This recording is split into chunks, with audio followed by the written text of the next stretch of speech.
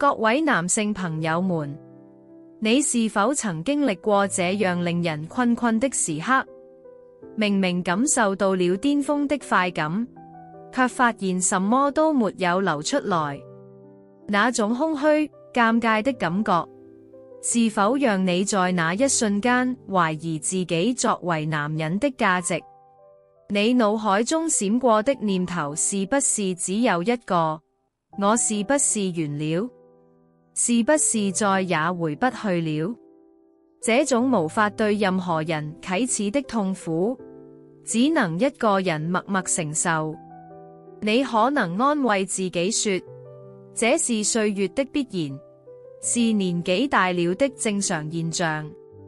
但今天，我要以行醫40年的經驗，非常明確地告訴你，這絕對不是單純的老化現象，這是你的前列腺和生殖系統向你發出的最後警告。如果你繼續忽視，你的男性功能可能會永遠熄滅，甚至危及你的生命。我在臨床上見過太多這樣的案例，超過30位患者因為忽略了這個信號，最終發展成前列腺癌、心肌梗塞，甚至中風，才在病床上追悔莫及。這絕對不是可以輕視的小問題。但請你不要絕望，因為今天你看到了這個視頻，就證明你還有機會。只要你認真實踐我今天要教你的方法，最快1週之內，你就能親眼見證身體的改變。你會重新感受到那種充盈、飽滿的釋放感，就像年輕時那樣暢快淋漓。現在，選擇權在你手中。你是要繼續忽視身體的警告，眼睜睜看着自己的男性功能逐漸消失，還是從今天開始行動，重新找回失去的青春活力？我是李荷仙，一位在首爾江南地區行醫40年的中西醫結合婦科及男科專家。40年來，我幫助過數千名男性走出難以啟齒的困境，重建他們崩塌的自尊心。今天，我不會推薦你任何昂貴的藥物或可疑的保健品。我要傳授給你的，是3個融合中醫智慧與現代醫學的簡單習慣，它們能讓你乾涸的泉源重新充盈，找回失去的自信。請給我20分鐘的時間，專心聽完我的講解。聽完之後，你將不再需要在夜晚的枕邊人面前感到渺小，你會重新成為一個堂堂正正、充滿自信的男人。但如果你現在離開，不聽完這個視頻，你可能會在未來的日子裏，永遠活在對妻子的愧疚和對自己的失望之中。讓我先跟你分享一個最近發生的荒謬案例。前幾個月，有位患者來找我，他驕傲地告訴我，為了恢復男性功能，他煮了10條蛇來喝，甚至還喝了活生生的血。他以為這樣做就能重振雄風。當我聽到這些，我當場就嚴厲地斥責他：你瘋了嗎？你這樣下去，不但不會好轉，反而會把肝臟都毀掉。這種迷信的做法早就過時了。那位患者當下臉色發白，羞愧地低下了頭。但我必須說，無知比任何疾病都更危險。真正能拯救你身體的智慧，不在那些荒誕的偏方裏，而在科學和傳統醫學的結合之中。今天我要教你的方法，就是這種真正的智慧。它不需要花1分錢，沒有任何副作用，而且從今天開始你就可以實踐。這是經過臨床驗證，最安全、最有效的自然療法。只要你認真執行這一個方法，不僅你的身體會改變，連你們夫妻之間的關係都會煥然一新。你會重新體會到充滿愛意的夜晚是多麼幸福的一件事。好，現在讓我們開始。如果你覺得我的話說中了你的心聲，請在評論區留下數字1。你的勇敢表態可能會成為此刻正在黑暗中獨自絕望的其他男性的一線希望之光。現在，讓我跟你講一個真實的故事。這是幾個月前，一位68歲退休校長的經歷。他一生正直、嚴謹，深受無數學生的尊敬，向來以自己的健康和品格為傲。然而，幾個月前開始出現的身體變化，徹底擊潰了他堅強的自尊心。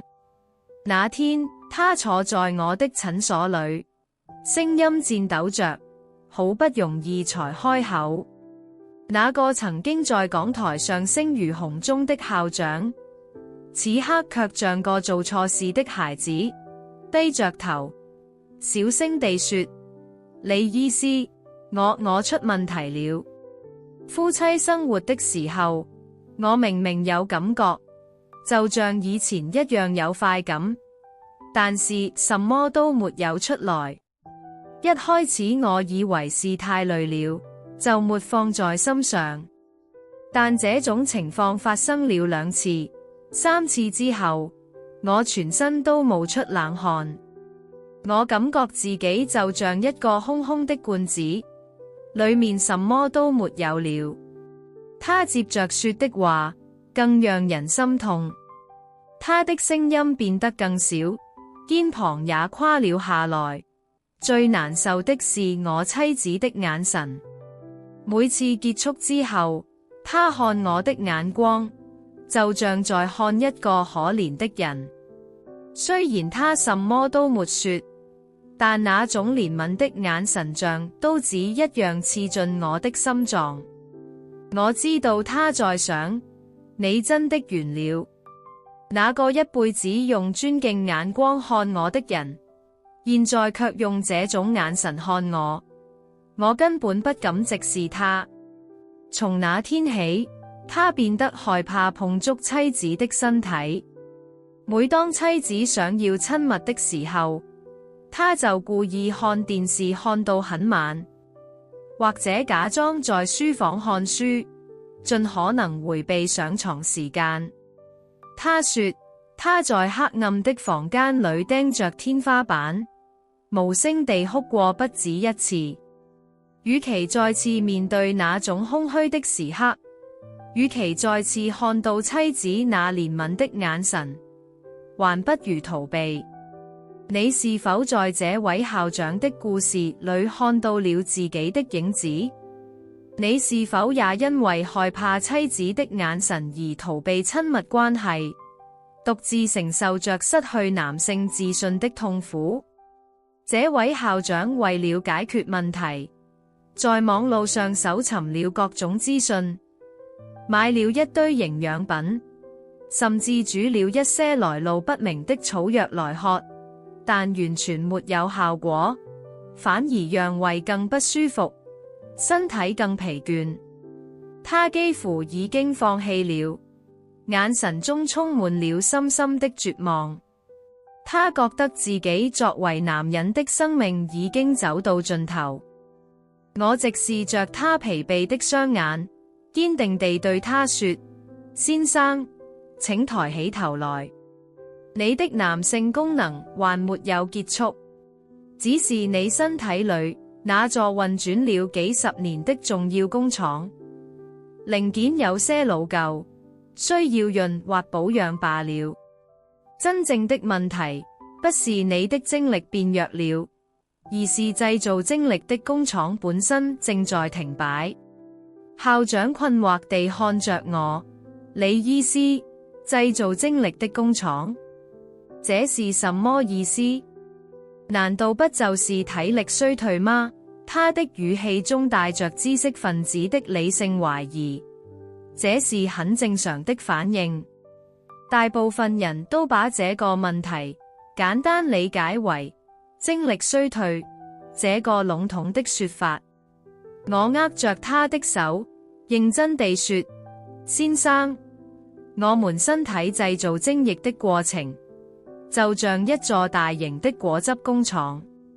睾丸就像果園，生產精子這種新鮮水果，然後這些水果會被送到精囊和前列腺這兩個大型攪拌機裏，混合各種營養成分，最終製成我們所知道的精液這種果汁。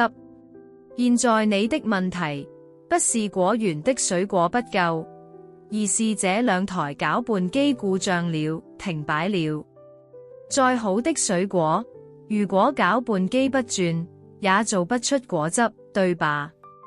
我向他承諾，不會給他開昂貴的藥物或建議手術，而是要教他一個非常簡單的方法，能夠重新啟動他身體裏這座停擺的果汁工廠。不需要花錢，也不需要特別的努力，只需要每天睡前投資10分鐘就夠了。他仍然半信半疑。你意思真的有這麼簡單的方法可以解決這麼嚴重的問題嗎？我之前吃了那麼多藥都沒用。我微笑着說：先生，真正的名醫不是我，而是沉睡在你體內的偉大醫生。我只是引導那位醫生重新開始工作的人。請相信我，只要堅持1個月，把它當作給停擺的工廠上油保養。1個月後，如果還是沒有任何改變，那時候我會負責為你安排其他治療方案。這是我行醫40年來，從數千名患者身上總結出的獨門秘訣，其他醫院絕對不會告訴你。那麼，究竟是什麼方法終結了這位校長幾十年來在乾涸夜晚中的痛苦呢？稍後我會毫無保留地公開這個秘密，這是花錢也難以聽到的方法。請不要離開，因為接下來才是今天最重要的核心內容。如果你錯過了，你可能會後悔一輩子。現在，讓我為你揭開導致你男性功能枯竭的真正元兇。許多醫生會把這個問題簡單歸咎於老化現象，然後開一些男性荷爾蒙針劑了事。但請記住，你的全員乾涸的真正原因，不是單純的荷爾蒙不足，而是你骨盆深處那條被堵塞的血液之河。沒錯，就是血液循環。這聽起來似乎太理所當然了，但所有問題的答案就藏在這個看似平凡的事實裏。我剛才把精液的製造過程比喻為果汁工廠，而精囊和前列腺就是工廠的心臟，兩台核心攪拌機。那麼，要讓工廠運轉，需要什麼呢？電力。在我們身體裏，扮演電力角色的就是血液。血液攜帶着氧氣和營養，流經我們全身各個角落，提供能量。但是隨着年齡增長，運動不足，尤其是長時間久坐的習慣，會發生什麼事？位於身體最下方的骨盆區域血管會堵塞，就像老舊的水管生鏽，堆積雜質，水流變得細微緩慢。電力供應不順的工廠，怎麼可能正常運轉？絕對不可能。精囊和前列腺得不到充足的血液供應，功能就會急劇下降。攪拌機的馬達失去動力，轉不動了。當然，製造出來的精液量就會減少，嚴重的話甚至完全製造不出來。換句話說，問題不是荷爾蒙這個燃料不夠，而是燃燒燃料產生能量所需的電力被切斷了。這讓我想起前陣子在學術會議上遇到的一位世界級男性腦化學權威，延世大學名譽教授崔振石博士。他畢生研究男性骨盆健康與血流的關係。我和他簡短交談時，他說的話讓我既震驚又茅塞頓開。李醫師，我們往往把乾性高潮只視為性功能問題，這是非常危險且狹隘的觀點。這不僅僅是性的問題，骨盆血流受阻，意味着不只是前列腺，連通往心臟和大腦的血管都可能同時在堵塞。這是全身血管疾病的強烈信號。根據我們研究團隊最近發表的論文，經歷乾性高潮的男性，心肌梗塞或中風的發病風險，比沒有這種症狀的男性高出2倍以上。忽視這個信號並放任不管，就像拿着定時炸彈衝進火場一樣危險。你必須向患者明確警告，乾涸的射精是你的生命正在乾涸的求救信號。他說得完全正確。現在你明白了嗎？乾性高潮不只是夫妻生活的問題，它是你體內最重要的生命線，血管正在堵塞的警告。是你的心臟和大腦正處於危險之中的最強烈信號。那麼從現在開始，我要告訴你如何解決所有這些根本原因，如何暢通你堵塞的骨盆血管，如何重新啟動你停擺的果汁工廠。這是我以40年臨床經驗完善的最安全、最確實的自然療法。這是指在今天的視頻中特別公開的內容，請一個字都不要錯過。當你想到對精力有益的食物時，可能會想到鰻魚、牡、覆盆子這類食物，它們確實是好食物。但我剛才說過什麼？電力供應中斷的工廠裏，堆再多好材料有什麼用？必須先接通電力，首先需要採取強力措施，疏通堵塞的血管。我今天要教你的，能疏通堵塞血管、填滿乾涸泉源的奇蹟解決方案，就是骨盆抽吸運動。沒錯，就是骨盆抽吸運動。這個名字聽起來可能有點陌生，但請不要擔心。只是名字聽起來誇張而已，其實是任何人現在馬上躺在床上都能跟着做的非常簡單的動作，簡單到你可能會懷疑，就這樣真的有效嗎？但當你知道這個簡單動作中隱藏着多麼強大的力量，能夠改變你餘生的時候，你一定會大吃一驚。這是我收費私下傳授的特級秘訣，但今天因為是視頻，所以特別公開。我們身體的骨盆是無數血管和神經通過的重要交通樞紐，特別是男性的前列腺和精囊，位於骨盆最深處。骨盆抽吸運動的原理，就是直接活動骨盆最深層的肌肉，骨盆底肌，就像心臟泵血一樣，將血液強力地泵送到整個骨盆。如果每天睡前只做5分鐘這個運動會怎樣？這個強力的泵送會暢通幾十年來堵塞在骨盆深處的微血管，新鮮的血液嘩啦嘩啦地湧入，因為得不到氧氣和營養供應而萎縮的前列腺和精囊會重新恢復活力。停擺的果汁工廠攪拌機開始轉動，自然而然，精液會重新生成，乾涸的泉源會充滿生命之水。但不是隨便扭動臀部就會有效果。我認識一位患者，在我教他這個運動之後，他居然像在健身房舉重一樣，全身用力地把臀部抬上抬下，結果腰部拉傷，好幾天躺在床上動彈不得。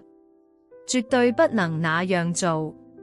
有一個能讓骨盆抽吸運動效果提升10倍、20倍的黃金秘訣，還有搭配這個運動，能讓你的前列腺恢復到20歲年輕人般健康的另外2個生活習慣。具體的方法和訣竅，我馬上會在下一個部分非常詳細地教你，詳細到你閉着眼睛都能跟着做。好，終於到了約定的時刻。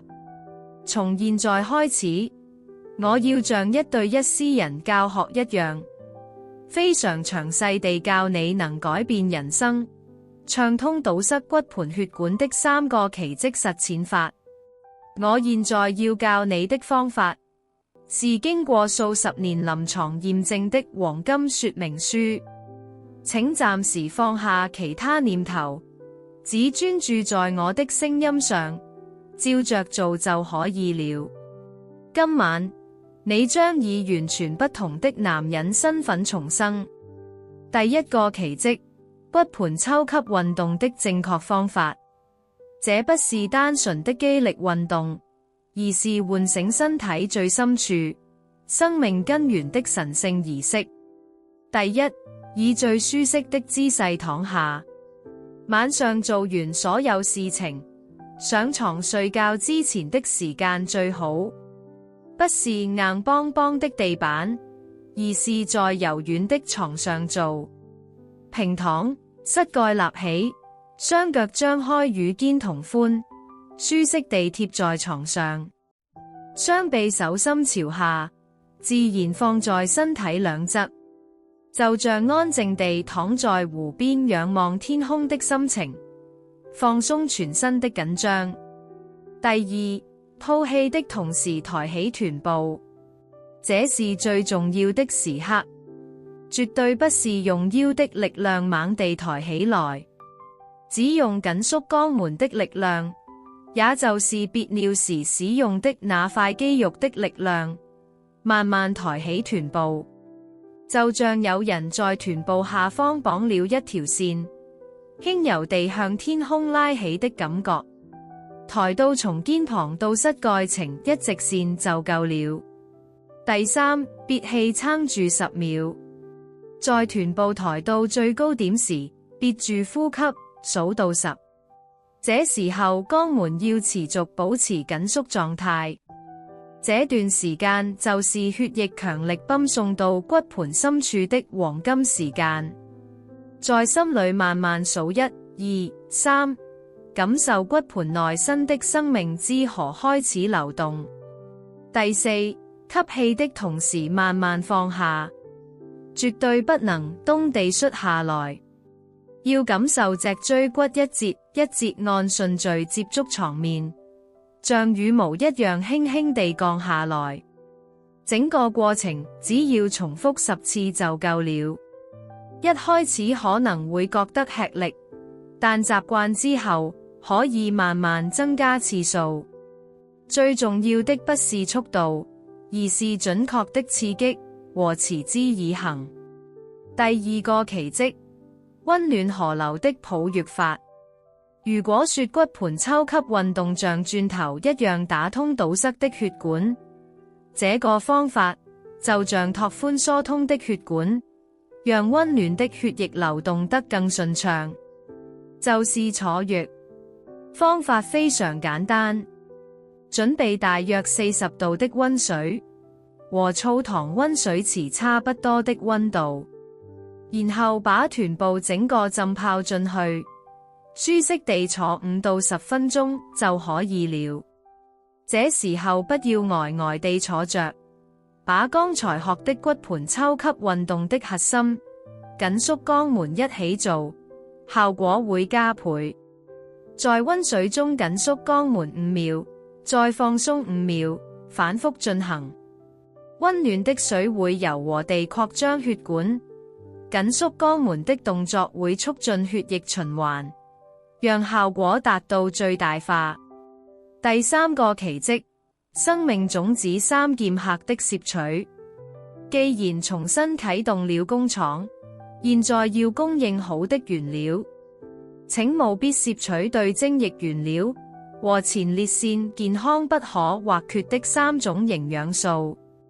第一是新之王牡，新是幫助男性荷爾蒙生成、提高精子活動力的最重要礦物質。第二是血管清道夫、核桃等堅果類，堅果類豐富的精氨酸成分會擴張血管，讓血液循環更順暢。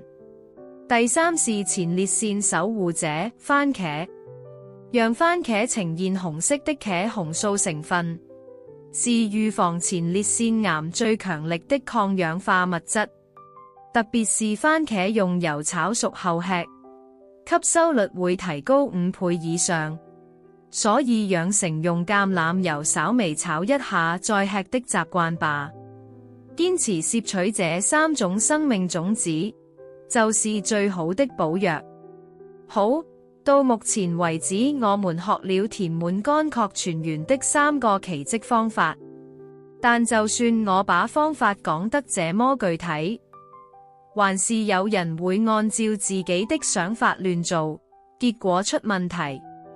現在我要說的是，為了跨越心理障礙，讓今天學到的方法真正發揮效果，你必須遵守的幾個非常重要的智慧。首先遇到的障礙就是過猶不及的貪心，這不是做得又快又多就好。你的身體是經過幾十年慢慢變弱的，想在幾天內逆轉那些歲月，是愚蠢的貪心。我叫他做10次骨盆抽吸運動，有位患者第一天就做了100多次，隔天臀部肌肉痛到無法走路，跑來向我抱怨。還有人聽說番茄好，3餐都只吃番茄不吃飯，結果胃痛到要上醫院。絕對不能那樣做，任何事情開始要輕鬆，然後要持之以恆，讓身體能愉快接受的程度，然後每天不間斷的誠實態度，才是創造奇蹟的鑰匙。第二個障礙是3分鐘熱度的放棄。剛開始幾天很認真做，但看不到明顯變化，就馬上意興闌珊的人很多。果然沒效，白做了，然後輕易放棄。我要斷然地說，我們的身體認知變化並做出反應，至少需要3週，也就是21天的時間。這是大腦接受新習慣、身體系統開始改變的最短時間。所以請把命豁出去，試試看3週。一開始可能感覺不到任何變化，但某天早上你會突然察覺，親密關係之後感受到和以前不一樣的充實感。那刺激的成功經驗會讓你繼續前進。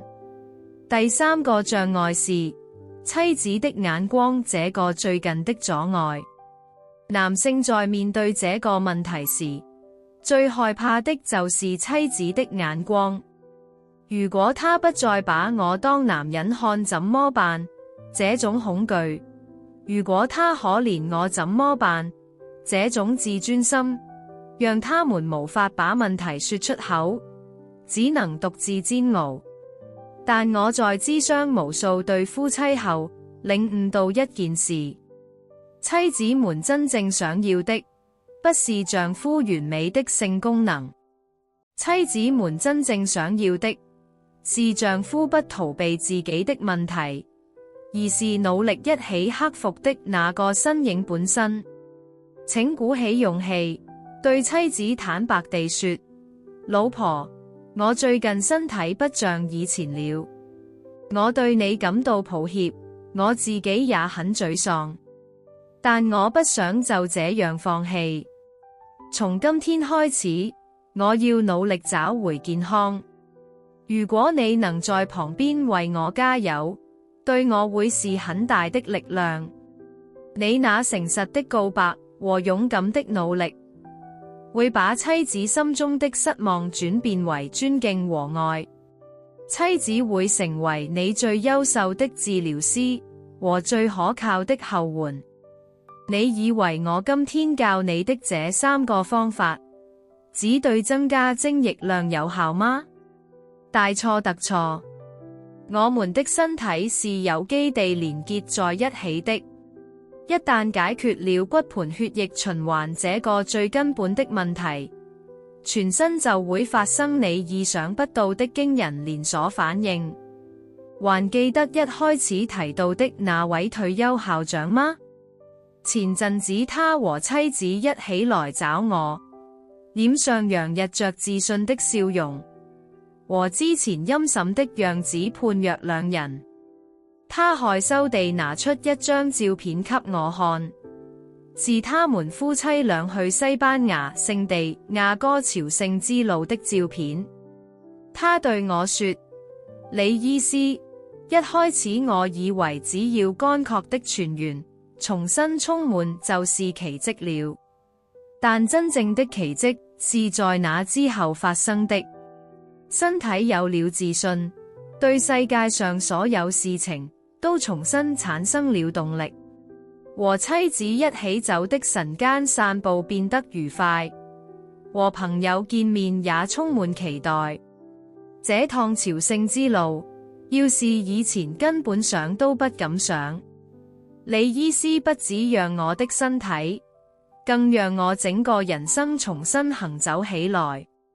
他的妻子靜靜地補充：李醫師，其實我擔心的不是他的身體，而是他的心。看着他漸漸失去話語、失去笑容的樣子，我心裏很痛。但最近他又會開玩笑了，看我的眼神裏又充滿了愛。你讓我們找回了新婚時期的感覺，真的非常感謝。另一個案例是一位長期受慢性前列腺炎所苦的64歲男性，他除了乾性高潮的問題，還一直覺得下腹沉重，小便後不舒暢。我在其他藥物治療之外，建議他每天實踐今天教你們的3個方法，改善骨盆血液循環，對緩解前列腺發炎非常重要。3個月後，他來找我說：李醫師，真的很神奇，纏繞我的前列腺炎疼痛減輕了一半以上，小便也順暢多了，而且堵塞的泉源也開始重新湧出。李醫師教我的方法，對我來說比價值100萬的治療還有效。就像這樣，今天我教你的方法不只是針對一個症狀。骨盆血液循環改善後，前列腺會變健康，膀胱會變強壯，連腰痛都可能好轉。不要說我不行就放棄，你的身體擁有比你想象中更偉大的恢復力。從今天開始，請送給你的身體健康的習慣。好，我們已經快到終點了，但我必須告訴你，超越單純身體功能恢復，這些簡單習慣如何能改變你整個人生的更大藍圖，一個非常重要的故事。這不只是找回男性功能層次的話題，這是關於如何讓你餘生更健康、更有自信、更幸福的最根本原理。我現在要再告訴你一個驚人的秘密：骨盆抽吸運動不只是改善骨盆血流而已，它能讓你的心臟變強壯，活化大腦功能，甚至提高生活滿意度，有着令人驚訝的效果。第一，你的心臟會變年輕。我剛才引用崔振石博士的話，警告過你，骨盆血流堵塞是全身血管疾病的信號。反過來想呢？透過骨盆抽吸運動促進骨盆血液循環，就像從身體最下方用力將血液推向心臟一樣，這會減輕心臟負擔，讓整個血液循環系統更順暢。實際上有無數研究結果顯示，持續的骨盆運動有助於降低血壓，預防心血管疾病。你現在不只是在守護性功能，更是在守護與生命直接相關的心臟健康。第二，你的大腦會甦醒。我們身體所有器官都必須透過血液獲得氧氣和營養，才能正常運作。大腦也不例外。全身血液循環變好，當然流向大腦的血流量也會增加。新鮮的血液充足供應到大腦會怎樣？記憶力變好，集中力提升，頭腦變清晰。很多人隨着年紀增長，經常忙東忙西，覺得頭腦沉重。用今天教你的方法改善血液循環，就像供應大腦最好的營養劑一樣。第三，你的人生會充滿活力。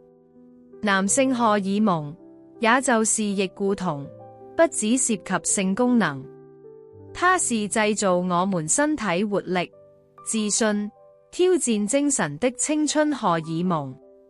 骨盆血液循環變好，前列腺和睾丸功能活化後，男性荷爾蒙的分泌也會自然促進，身體充滿活力，早上起床變得愉快，對任何事都能保持積極正面的態度。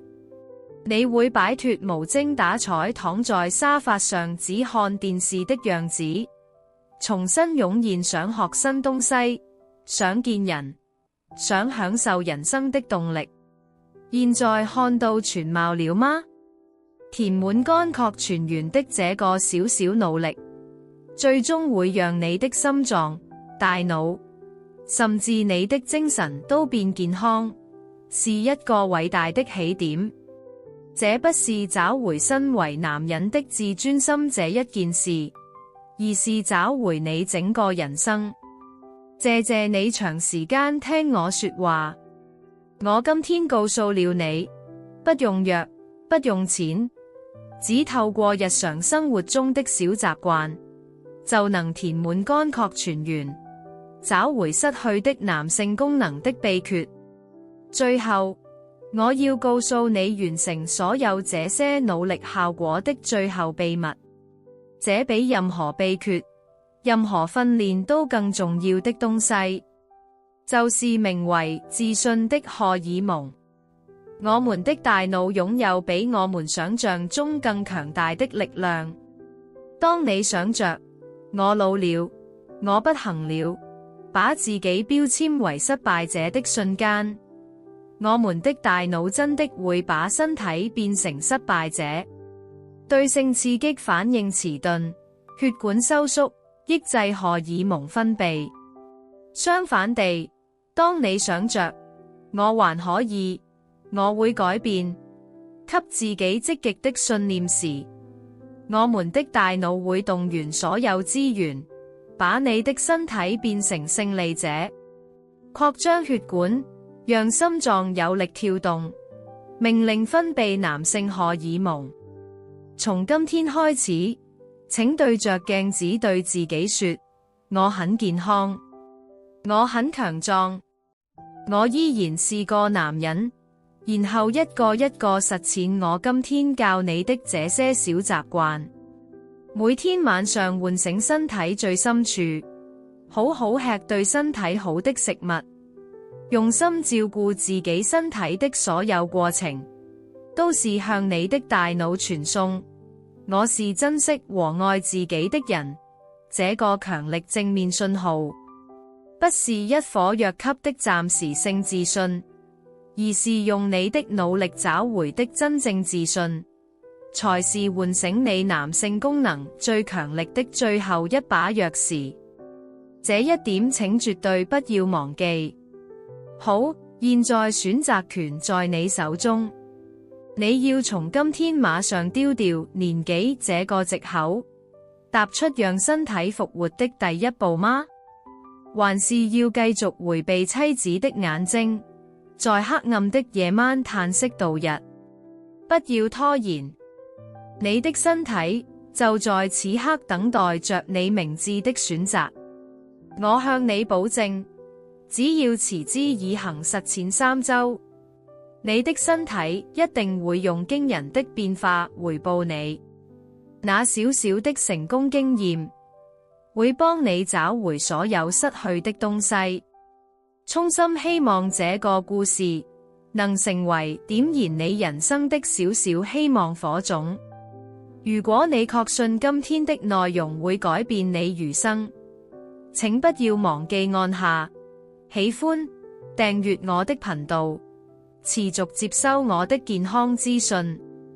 也請把這個視頻分享給你身邊珍貴的朋友們，讓難以啟齒的煩惱至少能幫助一個人解決。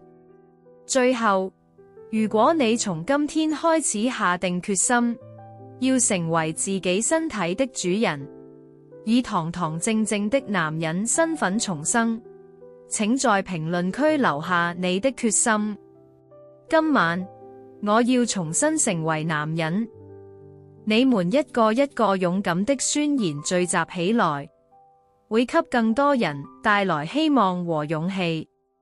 我衷心應援各位，無論年齡，直到最後一刻都能以健康、充滿自信的男性身份活着。我是各位的男性主治醫師李何仙。謝謝。好，到目前為止，我們學了疏通堵塞血管、吃好的食物、讓身體果汁工廠復活的物理方法。很多人光靠這個方法就會看到驚人效果，但有些人會這樣說：李醫師，我照你說的都做了，為什麼我還是沒有太大變化？正是在這一點上，我們必須看更深層次，肉眼看不見的原因。如果你錯過今天這個故事，你可能只會停留在一半的成功。我現在要說的是，醫院絕對不會告訴你的，我們身體和心靈秘密連結的故事。讓你的全員乾涸的最後隱藏犯人，就是名為壓力的隱形殺手。前陣子有位非常成功的企業家來找我，他一輩子比任何人都注重健康管理，每天在健身房運動，營養品都挑世界上最貴的吃，但他卻為乾涸的射精問題深感苦惱。他幾乎像在吶喊一樣對我說：李醫師，到底是為什麼？我血管不可能堵塞，營養也不可能不足，那為什麼我的身體背叛我？我看着他銳利敏感的眼神，還有片刻不停抖腿的樣子，直覺地知道了問題的核心所在。我問他：先生，你睡得好嗎？會不會一整天腦子裏都是生意上的擔心，揮之不去？他驚訝地看着我：李醫師，你怎麼知道？我這輩子從來沒有一天好好睡過覺，總是緊張，總是要計劃下一步才安心。這就是問題所在。我們身體的神經系統由交感神經和副交感神經這兩個系統組成。讓我打個簡單的比方，把我們的身體想象成一個國家，交感神經就像執行戰爭的國防部，遇到緊急狀況，也就是壓力時，這個國防部會宣布進入緊急狀態，讓心臟快速跳動，提高血壓，緊繃肌肉，準備戰鬥或逃跑。這叫做戰或逃反應。那麼國家進入戰爭狀態會怎樣？當然，所有與國防無關的工廠都會關閉。現在要趕快製造子彈，哪有閒工夫做果汁？正是在這一點上，我們的果汁工廠，也就是精囊和前列腺的功能會暫時停止。生殖功能對生存來說不是當務之急。問題是像那位企業家一樣，生活在慢性壓力和緊張中的人，他們的身體就像一年365天都在打仗，國防部連一天都不休息，不斷響起警報，所以果汁工廠連重新開門的機會都沒有，永遠處於關閉狀態。再怎麼血液循環好，再怎麼有好材料，國家不允許工廠運轉，就做不出果汁。現在明白了嗎？如果你認真做了我今天教的運動，卻效果緩慢，你的身體很可能仍處於戰爭狀態。你的心靈把身體的門鎖緊緊關上了。那麼，如何停止這場無止境的戰爭，重新打開緊閉的工廠大門呢？需要去看昂貴的精神科嗎？還是要吃安眠藥？絕對不是。我現在要教你一個不用花1毛錢，只要5分鐘就能把身體從戰爭狀態轉換為和平狀態的奇蹟開關。這是我行醫數10年來從患者身上找到的最強力又安全的心靈治療法，就是下腹氣球呼吸法。這個呼吸法是強制關閉執行戰爭的交感神經開關，打開負責休息和恢復的副交感神經開關的最直接方法。副交感神經就像負責國家重建的部門，這個部門活化後，工廠才能重新運轉，消化才會好，才能進入深度睡眠。方法非常簡單，躺在床上，做完上一章學的骨盆抽吸運動後，採取最舒服的姿勢，一隻手放在胸口上，另一隻手輕輕放在肚臍下方的下腹部。第一，用鼻子慢慢深深地吸氣，這時候放在胸口的手幾乎不能動，只有放在下腹部的手要像吹氣球一樣，慢慢向天空鼓起，心裏數着1、2、3、4，想象新鮮空氣充滿肚子深處。第二，暫時憋氣，大約2秒，感受充滿的氣球快要爆炸前那種平靜的緊張感。第三，用嘴巴非常慢、非常長地呼氣，發出呼的聲音，感受下腹氣球的空氣完全排出，凹陷到背部貼地的程度。這時候要比吸氣時長2倍，在心裏數到8，慢慢吐出。想象身體裏所有的緊張、擔心、壓力都像黑煙一樣隨着這口氣排出去。只要重複這個過程5分鐘就可以。一開始可能會覺得不習慣，但做幾次就會很熟練。這種深而慢的呼吸會向我們的大腦傳送現在安全了、戰爭結束了的強力信號，然後大腦會立刻關閉交感神經的警報，活化副交感神經，對全身下達放鬆的命令。緊繃的肌肉會放鬆，心跳會變慢，最後緊閉的果汁工廠大門也會慢慢重新打開。剛才提到的那位企業家患者，實踐這個呼吸法1個月後再來找我，之前那種銳利的樣子完全不見了，變得非常平靜柔和。他握着我的手說：李醫師，這是奇蹟。我一輩子只學會了為成功而戰，卻沒學會如何休息。這個呼吸法第一次送給我真正的休息。開始睡得深沉後，身體就變了。前幾天真的是幾年來第一次，我能在妻子面前抬頭挺胸。李醫師救的不是我的生意，而是我的人生。好。現在男性朋友們可以暫時捂住耳朵。接下來我要以同為女性、同為人妻的身份，向正在一起聽這個視頻，或者之後會為丈夫重新找來看的妻子們，提出誠懇的請求。因為重新填滿你丈夫乾涸泉源、重建崩塌自尊的最後鑰匙，其實不在身為醫生的我手中，而在你的手中，你的嘴唇上，你的眼神裏。當你發現丈夫身體有變化時，你是怎麼反應的？該不會說你最近怎麼了？是不是那裏有問題？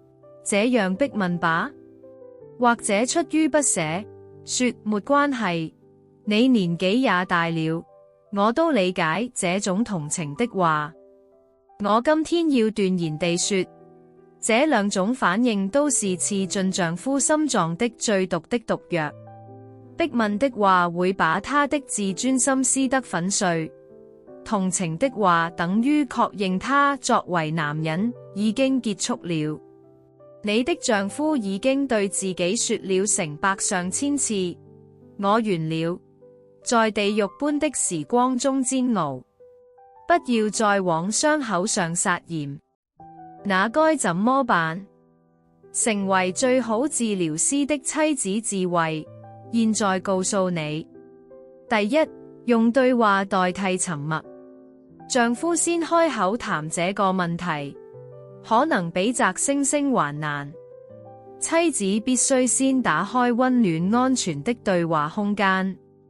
比如這樣說：老公，比起你身體的變化，我更害怕我們之間變得疏遠，更難過。不要一個人悶着，我們一起談談這個問題，一起解決吧。我永遠站在你這邊。你那溫暖的一句話，可能是打開丈夫緊閉心門的唯一鑰匙。第二，提議不強求結果的肌膚接觸。丈夫現在承受着必須展現結果的巨大壓力，為了讓他擺脫那種壓力，先提議不需要結果，光是過程本身就足夠愉快的肌膚接觸，互相按摩肩膀，一起泡澡的時間，或者只是躺在床上緊緊擁抱彼此，分享體溫。這種沒有壓力的身體接觸會減輕丈夫的不安，讓兩人的連結重新變得堅固。我諮商過的一對夫妻的故事浮現在腦海，因為丈夫的問題，關係疏遠了很久。我小心翼翼地向妻子建議了這個方法。一開始妻子也覺得尷尬，但她鼓起勇氣對丈夫說：老公，我們今天睡覺只要互相擁抱就好。光是聽你的心跳聲我就很幸福。那天晚上，丈夫在妻子懷裏像孩子一樣大哭，這是幾十年來第一次，他誠實地展現自己的脆弱。隨着那些眼淚，阻隔他們的冰牆開始融化。令人驚訝的是，從那天起，丈夫的身體開始慢慢恢復。妻子的愛和支持是最好的治療藥。各位妻子們，請務必記住，你明智的支持和溫暖的體貼，會讓你的丈夫重新成為世界上最強壯的男人。請成為丈夫最優秀的主治醫師。好，現在我們學了調理身體和心靈的根本治療法。但這時候一定會出現一種人，就是尋找簡單快速方法的人，容易被網路上或朋友間流傳的看似有道理的秘方吸引。從現在開始，我要以泌尿科醫師的身份，斷言警告你可能完全毀掉你剩餘男性功能的最危險的3個迷信。我接下來說，絕對不要做的事情，真的是為了你的健康，平常性命也要避開。第一個最危險的迷信，精液要省着用，精力才會好，這個錯覺。很多人以為精液是身體的精氣，射一次就流失很大的元氣，所以故意忍着不射精，或者迴避性行為。我今天以醫師身份明確告訴你，這是毀掉你前列腺的最糟糕習慣。積水會腐爛，同樣地，長時間沒有排出停滯的精液和前列腺液，可能成為引發前列腺內部發炎的原因。就像長期不清理的下水道，堆積污垢，發出惡臭，最後整條下水管都會堵塞。根據多項研究結果，一周射精2-3次以上的男性，前列腺疾病發病率明顯低於不這樣做的男性。健康的排出就像暢通堵塞的下水道，絕對不要省着用。第二個愚蠢的迷信，更強烈刺激的東西才是解決方案，這個錯覺。身體不像以前那樣反應，有人就想給更強的刺激來解決，所以使用未經驗證的器具，或者更深陷於色情內容。這就像鞭打疲憊倒下的馬，當下馬可能會站起來，但最終會讓那匹馬徹底死掉。過度刺激會讓我們身體的神經系統更遲鈍，對快感變得麻木，會變成一般刺激完全沒感覺的地步，而且會製造必須給這麼多刺激的新壓力，讓性愛的不安感更加擴大。解決方案不是更強的刺激，而是像之前學的下腹氣球呼吸法，放鬆身心，專注在每一個微小感覺的正念。第三個最常見的迷信，網路上賣的壯陽藥一顆就能解決，這個錯覺。被一夜奇蹟、皇帝秘藥之類華麗廣告詞語迷惑，輕率購買成分不明的藥的人太多了。我警告你，那些藥大部分不是覬覦你錢包的詐騙，就是威脅你健康的毒藥。過量放入暫時擴張血管成分的藥，對高血壓患者可能引發心肌梗塞或中風等致命副作用，也可能含有嚴重損傷肝臟或腎臟的成分。我認識一位患者，吃了網路上買的藥後急性肝衰竭，被送進急診室。真正的解決方案不在那些華麗的廣告裏，而在你持之以恆的日常生活中。這一點請務必記住。謝謝你長時間聽到最後。你現在已經接受了填滿肝確全員幾乎所有秘訣的傳授，但還有一個拼圖，是完成所有這些努力效果的最後也最重要的秘密。如果沒有拼上這最後一塊拼圖，你的努力可能隨時會像紗布一樣崩塌。我今天要以醫師身份告訴你最重要的真相。在我們身體裏真正感受快感的地方，支配你男性功能的最終司令官，不是你的性器官，而是你兩耳之間的大腦。很多男性誤以為一定要有精液出來，而且量要多，才是真正的男人，真正的高潮。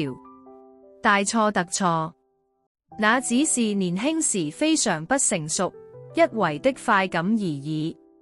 隨着年齡增長，我們身體的生理反應可能會逐漸遲鈍，這是無法抗拒的自然法則。但我們的大腦，根據我們如何訓練、如何使用，即使到100歲也能進化到感受更敏銳、更豐富、更深層的感覺。我今天教你的骨盆抽吸運動和呼吸法，就是核心所在。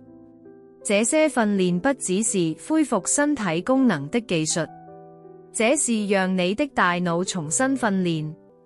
不是以結果為中心的快感，而是以過程為中心的快感。閉上眼睛，把你所有的神經集中在此刻正在接觸的那個感覺本身，不是硬度或射精量這種結果物，而是掠過的肌膚觸感、心臟的悸動，還有在與妻子的交流中綻放的溫暖情感。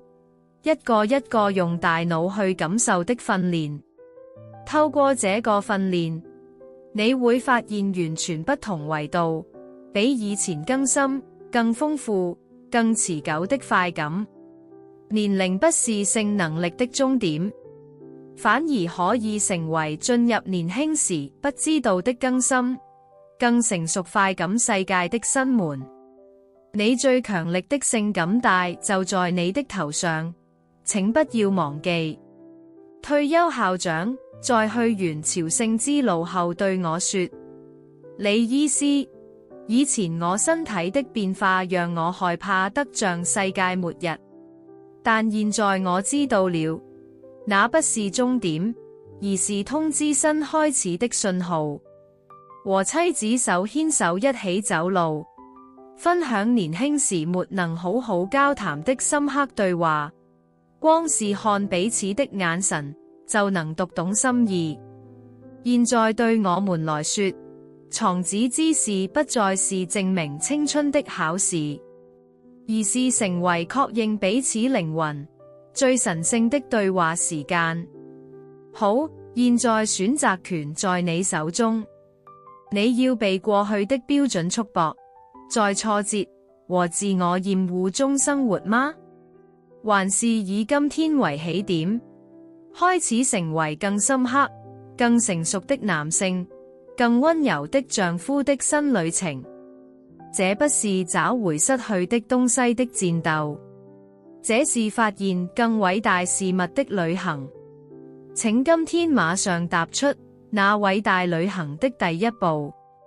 你的身體、你的心靈，還有你的妻子，都在等待你勇敢的決斷。希望這個故事能成為你人生終身希望的光。如果你深深感受到我今天的話，請在評論區留下，我今天開始新的旅行。你的那個宣言會成為奇蹟的開始。